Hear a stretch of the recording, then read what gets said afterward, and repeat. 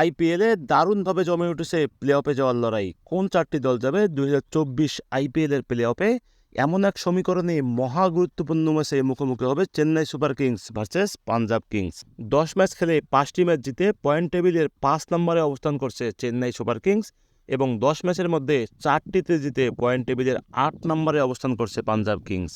তাই বলাই বাহুল্য, এই ম্যাচটি দুই দলের জন্যই মহা গুরুত্বপূর্ণ একটা ম্যাচ। বিশেষ করে চেন্নাই সুপার কিংসকে টিকে থাকতে হলে প্লে অফের জন্য আজকের এই ম্যাচটি অপরিহার্য, জিততেই হবে। তবে পাঞ্জাব কিংস আছে বেশ কঠিন সমীকরণে, শুধু জিতলেই হবে না, অন্য দলের দিকে তাদেরকে তাকিয়েও থাকতে হবে। তবে হেড টু হেড পরিসংখ্যানের দিকে তাকালে একটুখানি এগিয়ে থাকতে পারে পাঞ্জাব কিংস, কেননা শেষ 10 ম্যাচের মুখোমুখিতে 6টি ম্যাচ জিতেছে পাঞ্জাব কিংস আর 4টি ম্যাচ জিতেছে চেন্নাই সুপার কিংস।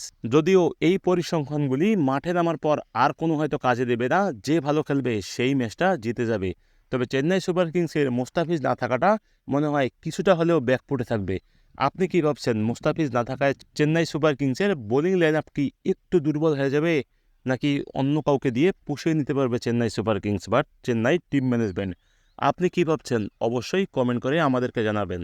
আর আজকে এই দুই দলের মধ্যে কোন দলটি জিততে পারে সেটিও কমেন্ট করে আমাদেরকে জানিয়ে দেবেন।